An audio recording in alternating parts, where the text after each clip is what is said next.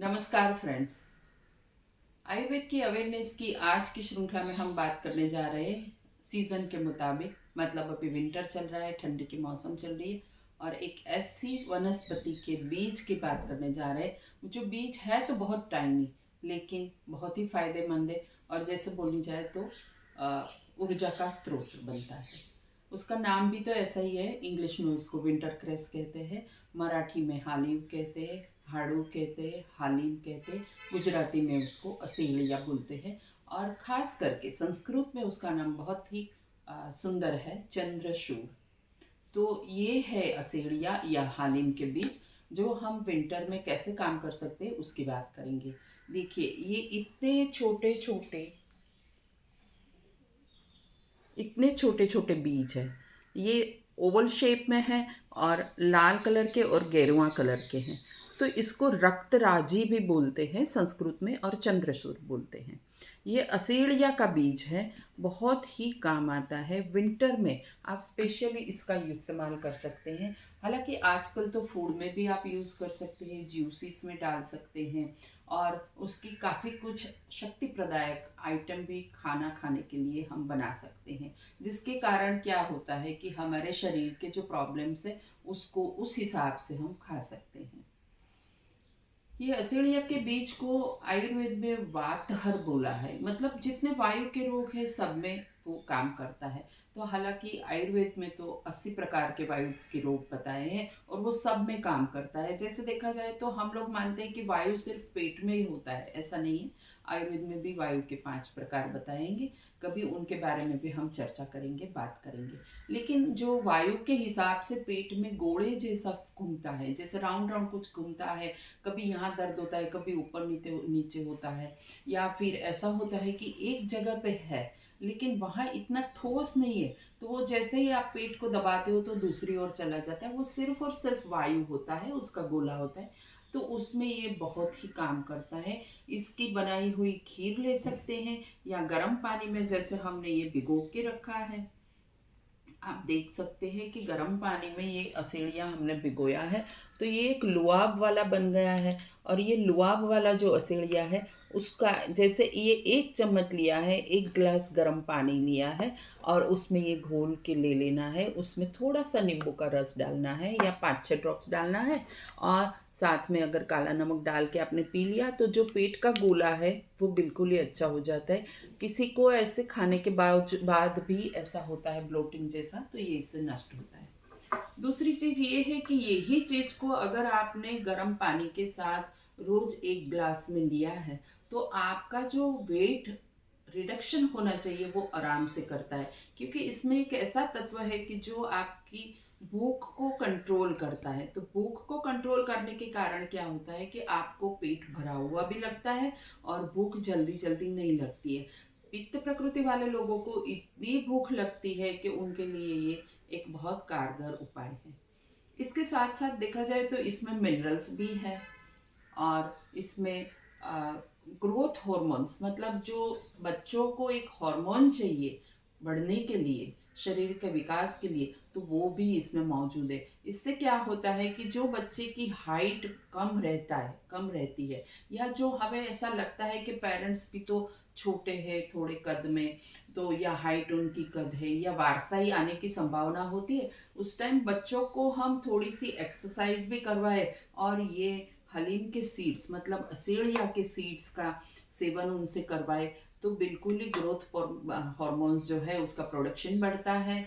फिर जो patients diabetes के रहते हैं उनका मसल मास है वो बिल्कुल जाता है, मतलब धीरे धीरे कम होने लगता है, तो उनको भी ये बहुत हेल्पफुल होता है।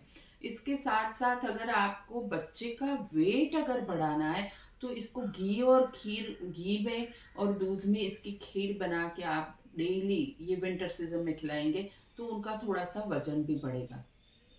क्योंकि बच्चों का सर्वांगीण विकास जब होने लगता है तब उनके हॉर्मोन्स की कमी के कारण, या आयुर्वेद के हिसाब से देखा जाए तो जो उनकी सप्त धातुएं हैं वो प्रॉपरली विकास नहीं होने के कारण वो या तो नाटे रह जाते हैं, या फिर उनकी मेमोरी बराबर विकसित नहीं होती है, या फिर आईसाइट में भी आजकल तो बहुत ही चश्मे के नंबर वगैरह देखने मिलता है। तो उस टाइम ये असेड़िया को विंटर में सेवन करना चाहिए। और ऐसा भी है कि एवरी ईयर आपको विंटर जब आता है तब 1-2 महीना इसका सेवन करना चाहिए। इसका सेवन तरह तरह से आप कर सकते हैं। पहली बात तो ये है, जैसे मैंने बताया, कि आप गर्म पानी में, गर्म गुनगुने पानी में ये डाल के आप ले लीजिए नींबू के साथ, तो आपका वेट रिडक्शन होने लगेगा। दूसरी बात ये है कि भाई इसी चीज़ से हमें अगर बच्चों में कुछ थोड़ी सी मसल्स की गठन चाहिए, थोड़ी हाइट बढ़ जाए, ऐसा चाहिए, तो फिर आपको ये 1 चम्मच सीड लेना है और उसको 1 गिलास पानी में डाल देना है। 1 गिलास पानी में 1 गिलास गाय का दूध डालना है और उनको बराबर चलाना है। जब वो पानी का अंश बिल्कुल ही जल जाए तब उसमें शक्कर डालना है, इलायची, बादाम, चारोली वगैरह डाल के उनको एक अच्छी तरह से, केसर वगैरह डाल के एक अच्छी तरह से उनका दूध बनाना है, मतलब खीर बनानी है। और ये तुरंत ही खीर है वो थिक हो जाती है। उसमें जितना चाहे उतना आप शक्कर डाल सकते हैं। अगर देशी गुड़ भी डालना चाहते हैं तो इसमें डाल सकते हैं। और बच्चों को रोज वीक में 4 से 5 बार आपने एक एक कटोरी पिलाई तो बच्चे का सेहत बहुत ही अच्छा होता है, हाइट भी बढ़ती है, रूप रंग भी निखर जाता है। मतलब ये सर्वांगी स्किन के लिए अच्छा है, हेयर के लिए अच्छा है, मसल मास का भी प्रोडक्शन करता है और हाइट भी बढ़ाता है। तो ये तो हुई बच्चे की बात। लेकिन हम जब बात करते हैं तो हम जो औरतों को डिलीवरी आ गई है और मिल्क का प्रोडक्शन बराबर नहीं हो रहा है, मतलब स्तन्य का जो उत्पत्ति होना चाहिए जिससे बच्चा भूखा ना रहे, ऐसा होना चाहिए, तो उसको कम होता है।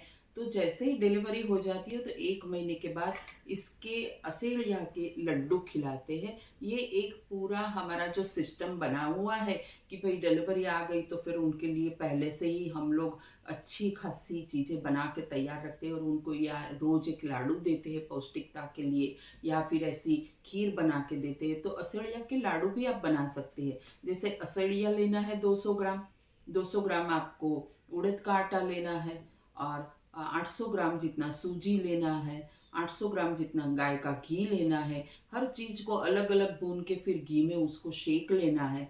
और उसके बाद आपको 800 ग्राम शक्कर की चाशनी, मतलब मिश्री शक्कर की चाशनी बना के उसमें चारोली, जायफल, जावंत्री, केसर, बादाम, पिस्ता, जो भी आपको डालना है मेवा, वो डाल के अंदर आप एक मावा जैसा डाल के बना सकते हैं।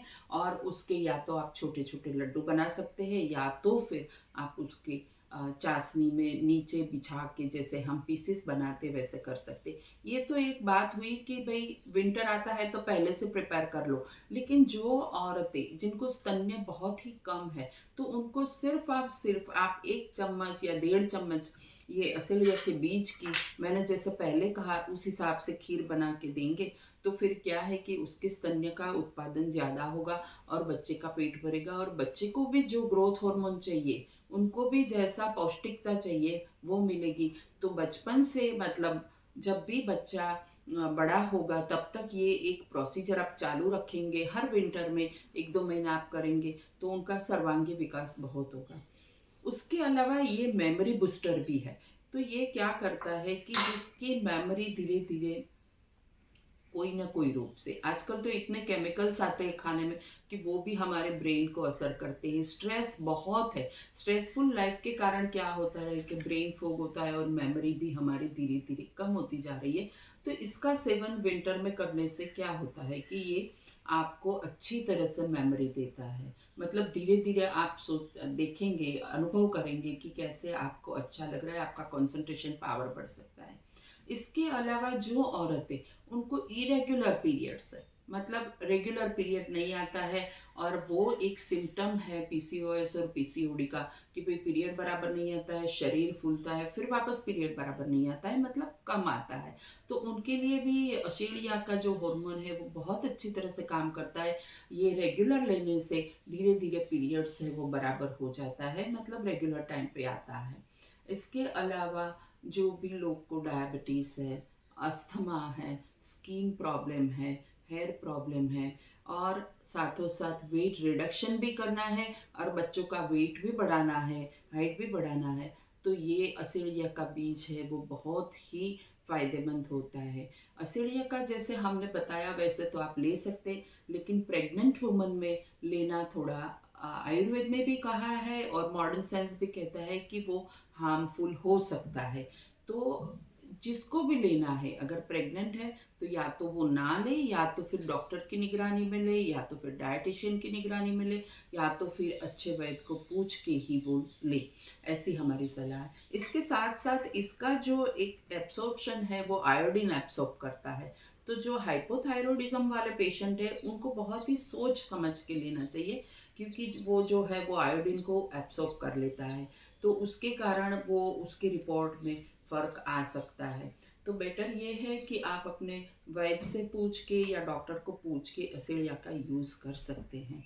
एक बहारूनी भी उपाय है कि असेलिया के बीज को अच्छी तरह से आप पीस लो, हल्दी का पाउडर मिला लो, और जहाँ पे भी चोट लगी है वहाँ पे थोड़ा सा हल्का सा गरम करके उनके ऊपर उसकी पट्टी बांधेंगे, तो आप देखेंगे कि जो जगह पे चोट लगी है और बोन फ्रैक्चर वगैरह कुछ नहीं है, तो वहाँ का जो सूजन है वो धीरे धीरे धीरे बिखर जाएगा, और आपका पैर का या हाथ का जहाँ पे भी चोट आई होगी वो मूवमेंट आपकी फ्री कर सकेंगे। क्योंकि आयुर्वेद के हिसाब से ये पौष्टिक भी है और वायुनाशक है, सोजा नाशक है, मतलब शोथ नाशक है।